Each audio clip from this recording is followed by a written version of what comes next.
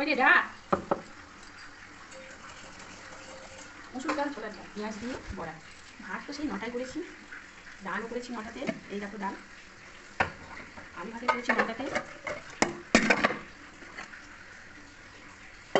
কচুরি তো অনেকক্ষণ আগে করেছি।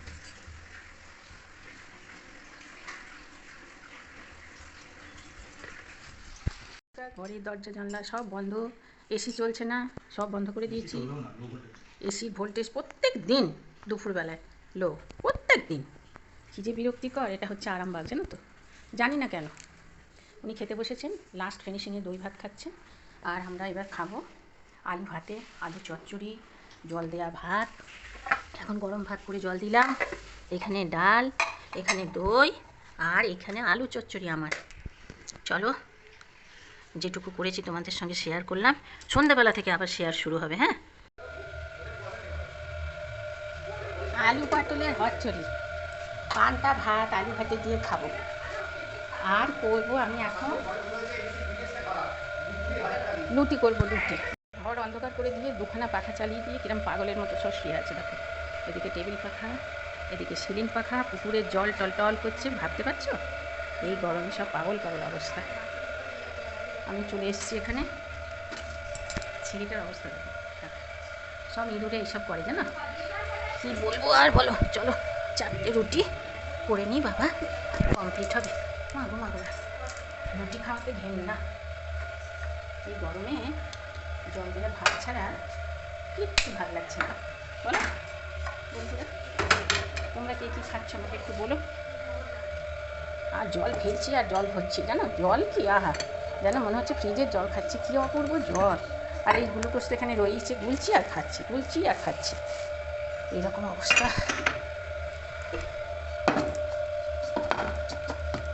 রুটিটা রেখে দিই, এটা আবার কাল সকালে যদি খাওয়া হয় ভালো, তাই না বলো। প্র্যাকটিসটাই সবসময় করছি।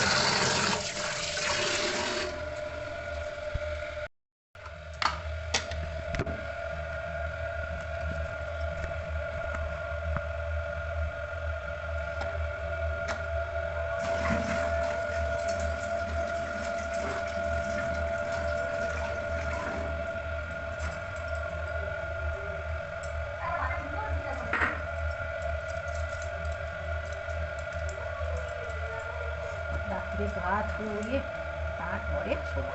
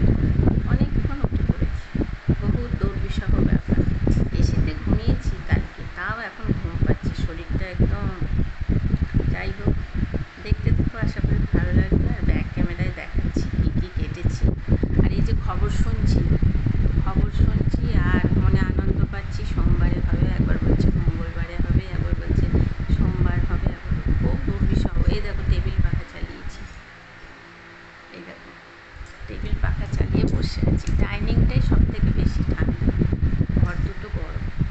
আমি বাড়িতেও ডাইনিংয়েই থাকি বেশিরভাগ টাইম। চলো দেখতে থাকো, আশা করি ভালো লাগবে। কী কী করেছি, কেটেছি, কী কী রান্না বসিয়েছি সেটা তোমাদেরকে দেখিয়ে নিই। দেখে নাও, আলু কেটেছি, পেঁয়াজ কেটেছি, রসুন কেটেছি, টমেটো কেটেছি, লঙ্কা কেটেছি, এখানে ডালিম কেটেছি। আর ওই রান্নাঘরে চলো দেখিয়ে আসি রান্নাঘরে কী কেটেছি। বাবা ভগবান, পারি না, আর পারি না। এই দেখো এখানে শশা কেটেছি, আর এইখানে আলু চচ্চড়ি বসিয়েছি, সাদা আলু চচ্চড়ি। কে খেতে ভালোবাসো বলে দাও। দেখো সব ঘুমাচ্ছে, আমি মনের আনন্দে রান্না করছি, আর আমার মেয়ের সঙ্গে আমি গল্প করছি। মানে স্নান টান করে আবার গিয়ে শুয়েছে ভদ্রলোক। দাঁড়া তোমাদের দেখাই একটু। আমরা খেয়ে খেয়ে ঢাকা দিয়ে রেখে আমরাও শুয়ে পড়বো। ওরা শুতে পারে, আমরা পারি না বলো? দরজা বন্ধ।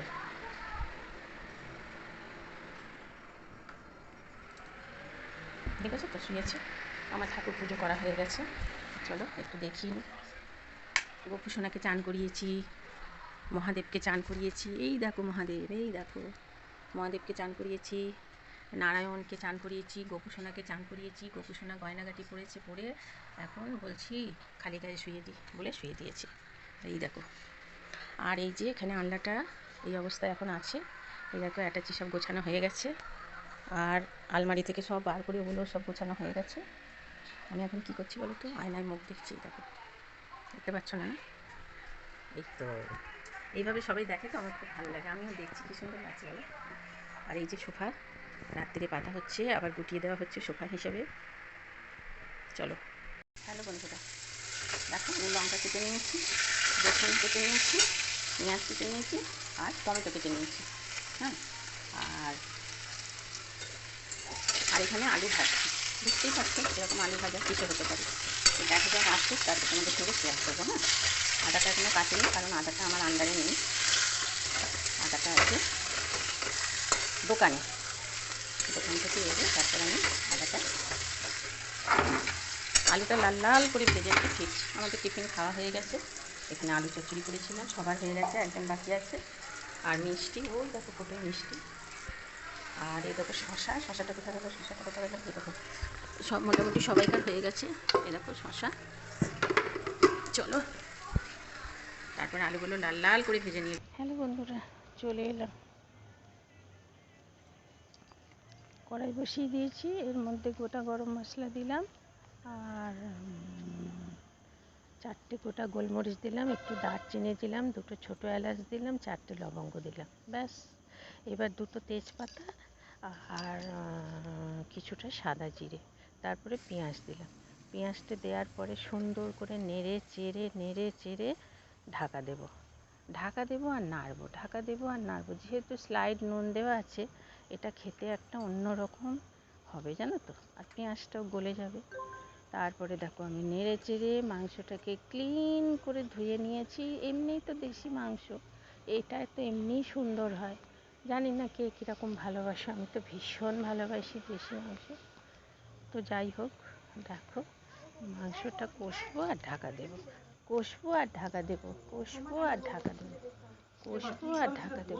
দিয়ে এরকম করতে নেড়ে নেব।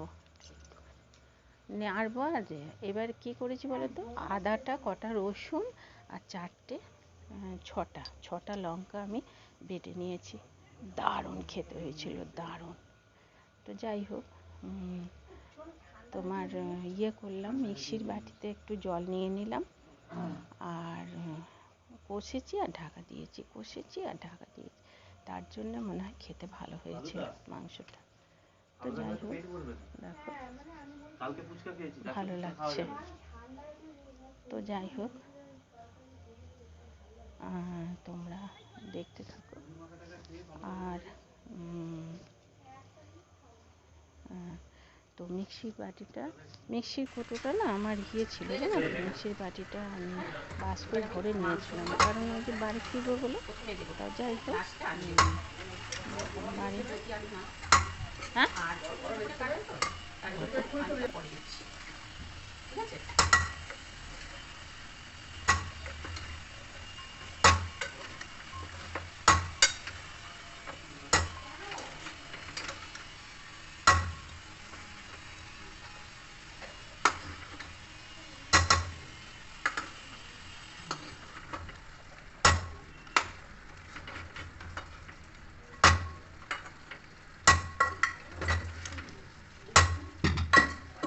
মাংসগুলো সব তুলে নিলাম। এবার আলুগুলো দিয়ে দিচ্ছি। আলু একটু আমাদের জামাই খেতে ভালোবাসে, সেই জন্য আলুটা একটু দিয়েছি। চলো সেটা আবার ফির। গুড ইভিনিং বন্ধুরা, আমি এখন চলে এলাম চা করতে। কী চা বলো তো? লাল চা। আমরা তো জানো বিকেলবেলায় লাল চা খাই, সন্ধ্যাবেলায় দুধ চা খাই, সকালবেলায় লাল চা খাই, আবার টিফিন খাওয়ার পরে আবার দুধ চা খাই। সারাদিনে 4 বার আমরা চা খাই। তো যাই হোক, লাল চা বসিয়ে দিলাম। আর চা করার প্যানটা খুঁজে পাচ্ছি না বলে ছোটো ডেচকিটাই বসিয়ে দিলাম। আর আমরা খুব অল্প চা খাই। এই বড় কাপে 1 কাপ জল দিলাম, আমি আমার কর্তা খাবে। আর যদি জামাই খাবে, তাই জন্যই তো জামাইকে বলবো, দেখো না, তোর সকালের চা আছে, তুই খাবি না, তোর সকালের চা আছে, তোকে খেতে হবে, এরকম বলছি। দেখো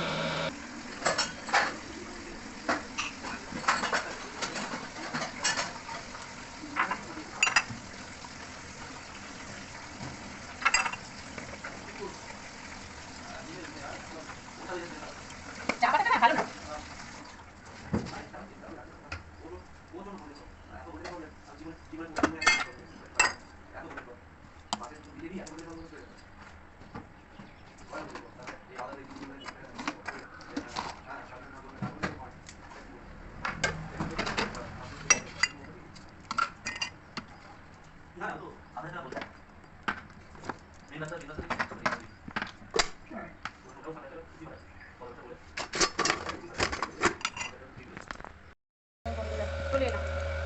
কটা বাজে বলো তো এখন? এই 9টা 5-10 বাজে। জামাই চাটা খেতে না দেখে আমি খাবো।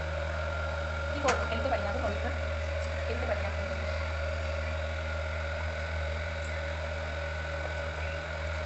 তোমরা তো জানো লাল চা থাকলে তো খাবোই, আর দুধ চা থাকলে কোনো জিনিস খেলতে পারি না। কালকে এই সময় আমরা করছিলাম, খালি গ্লুকোজ খাচ্ছিলাম। আজকে একটু কম, জানো সব লাইট ফাইট লাগাতে হবে ওই বাড়িতে, তাই জন্য জামাই গেছে। আমাদের ভাত আছে আর 5টা রুটি হবে।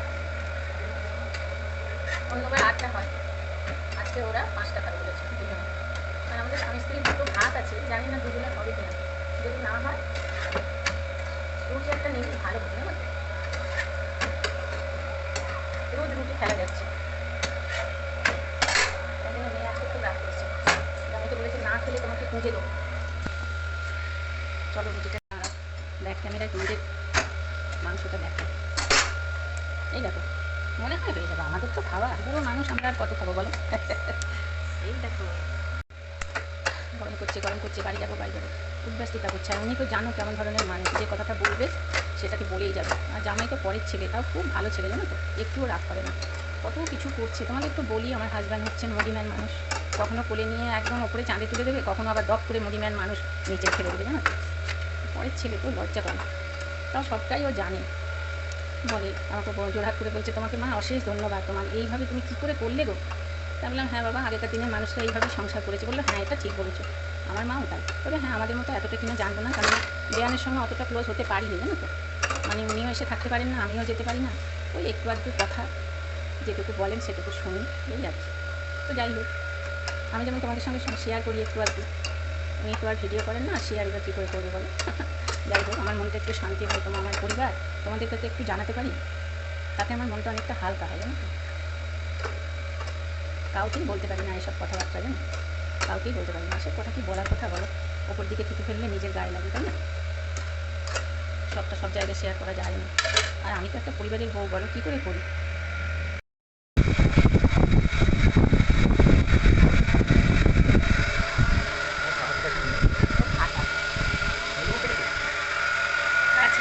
হ্যাঁ হ্যাঁ, ভালো। ভিডিওটা যদি ভালো লেগে থাকে লাইক শেয়ার কমেন্ট করো।